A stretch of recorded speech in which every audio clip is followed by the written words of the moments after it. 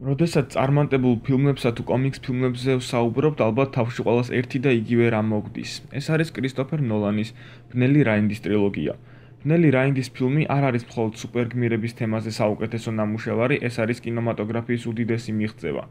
კინოშედევრებზე საუბრისას სახელდება ისეთი ფილმები, მაგალითად როგორებიცაა შინდლერის სია, ვიღაცამ გუგულის ბუდეს გადაუფრინა, ნათლია, მაკულატურა.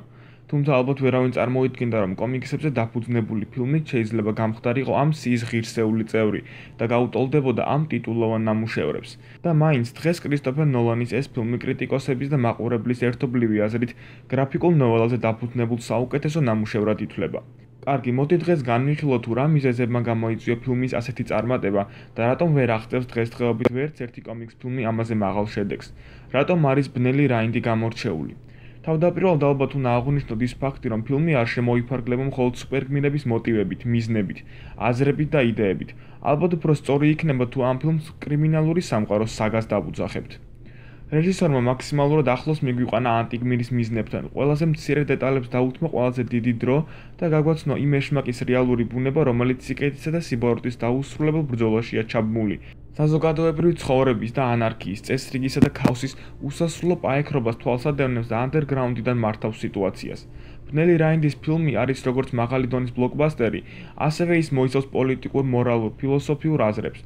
რეჟისორი ახლდან გვაჩვენებს სახალხო მცველის დანაწევრებას, ხალხის გამოფხიზლებასა და განთავისუფლებას, რასაც ფილმის ანტაგონისტი ხელით აკეთებს. 2008 წელს გამოსული ბნელი რაინდის ფილმი არღვევს სუპერგმირული ჟანრის ჯაჭვებს და უფრო დიდი, გრანდიოზული სანახაობისკენ მიიწევს. აქამდე გამოსულმა ფილმებმა ნაწილობრივ შექმნეს ჟანრი, რომელსაც სუპერგმირული ჟანრი ეწოდა, როგორც მაგალითად არის ვესტერნი. ააგეს გარკვეული წესები, სტერეოტიპები, გეგმა, რომლის შესრულების შემდეგ ფილმისთვის შეიძლება და გეწოდებინა სუპერგმირული.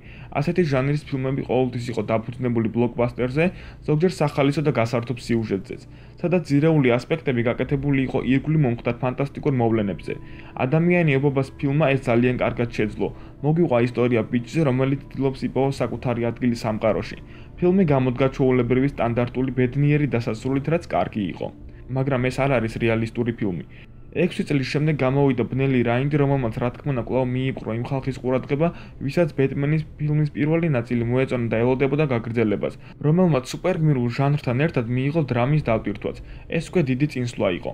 ფილმმა სუპერგმირები და ირგვლივ შექმნილი ფანტასტიკური ელემენტებით სცადა ზუსტად წარმოედგინა ჩვენთვის მოცემული ისტორია. ფილმი შეგვიძლია გავიყვანოთ როგორც დრამა, ისევე ჰორორ და თრილერ ჟანრებშიც. როგორც გითხარით, მან გაარღვია კომიქს ფილმების მიერ შექმნილი ჯაჭვი და გასცდა სუპერგმირული სტერეოტიპების ფილმების გზას. თავდაპირველად ხალხის რეაქცია ნოლანის ფილმზე იყო შემდეგნაირი. მათ განაცხადეს, რომ ფილმი იყო მეტად დრამა, ვიდრე სუპერგმირული. კრისტოფერ ნოლანის სტილია, რომ ისტორია და პერსონაჟები ფილმში ხელიდან ხელში გადადიოდეს. შექმნას ნარატივი, რომელიც არ იქნება ორიენტირებული ახალი სამყაროს შექმნასა და გაფართოებაზე. მან ერთად შეკრიბა ყველა ის ელემენტი, რომელიც ისტორიას მრავალფეროვნება შესძენდა და მოაშორა ყველა ის სიმარტივე, რომელიც დღევანდელ სუპერგმირულ ფილმებს თან სდევს. ორიენტაცია არის ფილმის შექმნის ერთ-ერთი ყველაზე მნიშვნელოვანი კომპონენტი. სწორი აქცენტების გამახვილება სწორ პერსონაჟებზე, საეკრანო დროისა და განვითარების ბალანსი გმირებს შორის. როგორც წესი, ფილმების ძირეული აქცენტები გამახვილებულია მთავარი გმირის თავგადასავალზე, ხოლო ბნელი რაინდის ფილმში ანტაგონისტის თავგადასავალი დაკავშირებულია პროტაგონისტთან. ფილმში ბოროტმოქმედიც ისეთივე დახვეწილია როგორც გმირი, რადგან ალბათ ყველასათვის ცნობილია, რომ ფილმის კარგი ბოროტმოქმედი წარმატების ნახევარია.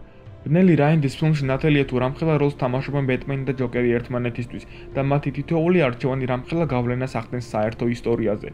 სხვა ფილმებთან რო გავავლოთ პარალელი, იქ არიან ბოროტმოქმედები, რომლებიც შეიძლება იყვნენ ფიზიკურად დაუმარცხებლები, ხოლო ბნელი რაინდის ფილმში ჯოკერი არ არის ფიზიკური საფრთხე. სწორედ ეს არის მთავარი. ყველაზე საშიში მისი აზრები და იდეებია. მაგალითისთვის ავიღოთ ზოდი ფოლოდის კაცის ფილმიდან, რომელსაც სურს ახალი კრიპტონის აყვავება, გადაარჩინოს მისი ერა. ამიტომაც ხალხის უდიდესი ნაწილი თვლის, რომ სწორედ ეს არის ფილმის წარმატების უდიდესი ნაწილი, როდესაც ფილმის ბოლოს სუპერმენი იძულებულია მის გარდა უკანასკნელი კრიპტონელი მოკლას. ზოდის სიკვდილის შემდეგ კი რეალურად რას ეს უკანასკნელი წარმომადგენლად რჩება, მაგრამ ზუსტად აქ იჩენს თავს ხარვეზი. ფილმის დაწყებიდან კლარკი უკვე იყო უკანასკნელი კრიპტონელი. ფილმის მსვლელობისას მაყურებელი რწმუნდება ამაში, ხოლო როდესაც ფილმის ბოლოს ზოდი კვდება, კლარკი კვლავ მარტოა. ანუ არ არის არანაირი განსხვავება ფილმის დასასრულსა და დასაწყის შორის. ფილმის ბოლომდე ზოდი არანაირ გავლენას არ ახდენს კლარკზე და მისი სიკვდილით დიდი არაფერი იცვლება. სუპერმენი კვლავ მარტოა და აგრძელებს ისევ ისე ცხოვრებას, როგორც ეს ფილმის დასაწყისში ვნახეთ. ხოლო ბნელი რაინდის ფილმში ჯოკერი თავიდანვე ბეტმენზე ზეგავლენით შემოდის. მას უკვე აქვს ჩამოყალიბებული იდეა და გეგმა. ბრიუს ვეინს ჯერა რომ შეუძლია მისი საყვარელი ქალი რეიჩელი გვერდით ყავდეს, მაგრამ ჯოკერი მას კლავს. ამით ბეტმენი ხვდება რომ ეს მისივე ადრე გაკეთებული არჩევანის შედეგია. სწორედ აქ იკვეთება ჯოკერის რეალური ძალა ბნელი რაინდის ფილმში. და ჰარვი დენტი, პერსონაჟი, რომელიც ალბათ ფილმის ძირითადი ბირთვია. კაცი, რომელიც იცავდა გოთემს ბეტმენის გამოჩენამდე. კომისარი გორდონი მთელი ფილმის განმავლობაში ცდილობს დაიცვას ჰარვი დენტი ჯოკერის და ქალაქის კორუფციისგან, მაგრამ ჯოკერი იმარჯვებს.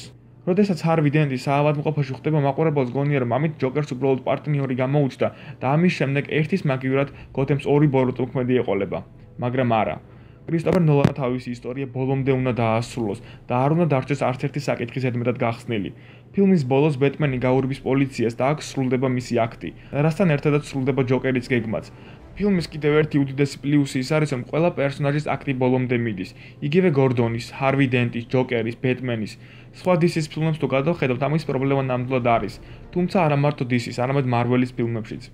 თუმცა ამის ყველაზე ნათელი მაგალითია ალბათ თვითმკვლელთა რაზმი, სადაც პერსონაჟების არასრულ და აბსურდულ წარდგენასთან ერთად შემოიყვანეს მაყურებლისთვის ორი ბრჭყალებში უცნობი პერსონაჟი, ბეტმენი და ფლეში, რომელთა შესახებაც ხალხმა თითქმის არაფერი არ იცის. ბეტმენი აქამდე ნანახი გვყავდა მხოლოდ და მხოლოდ Batman vs Superman-ის ფილმში, რაც რა თქმა უნდა ვერ გადმოსცემდა პერსონაჟის ისტორიას, და ფლეში, რომელიც მხოლოდ პატარა ისტერეგით გამოჩნდა აქამდე. თავად კრისტოფერ ნოლანმა განაცხადა, რომ ფილმის გადაღების დროს ერთ-ერთი უპირატესობა რაც ჰქონდა ეს იყო ის, რომ დროში არ იყო არანაირად შეზღუდული. სტუდიამ მას მისცა სრული თავისუფლება გაეკეთებინა ის, რაც უნდოდა და ისე როგორც უნდოდა. მისივე თქმით, DC-ის ფილმების წარუმატებლობა მოჰყვება იმას, რომ გადაღებისას ჩქარობენ, რის გამოც უამრავი დეტალი გაუთვალისწინებელი რჩება. ჩქარობენ, როდის გაანთავისუფლებენ მის განრიგს და ფილმებით შესაბამისი გამოდის. ამის ყველაზე ნათელი მაგალითი ალბათ სამართლიანობის ლიგაა. კარგი, დაუბრუნდეთ ბნელ რაინდს. კრისტოფერ ნოლანმა ნამდვილად გადაიღო ბნელი ფილმი, თუმცა ეს იმას არ ნიშნავს, რომ DC-ის ყველა ფილმი უნდა იყოს მსგავსი ტონით. ქალის საოცრებას ფილმი იმით იყო გამორჩეული, რომ პერსონაჟმა ფილმის დაწყებიდან ბოლომდე საკმაოდ დიდი განვითარება განიცადა, რაც DC-ის ფილმს ნამდვილად აკლია. ეს არის პერსონაჟების განვითარება, პროგრესი. როგორც გითხარით, ბნელი რაინდის ფილმის პერსონაჟები და ისტორია ხელიდან ხელში გადადის და ჩვენ ხედავთ გმირების პროგრესის უდიდეს მაგალითს. ხედავთ ბრიუს ვეინის პრობლემებსა და დილემებს ახლოდან. ხედავთ გორდონის, ჰარვი დენტის, ბეტმენის თავგადასავალს, რომელიც მიბმულია ისეთ ბოროტმოქმედზე, რომელმაც ჭეშმარიტად ჯერ შექმნა და შემდეგ განავითარა ყველას ისტორია.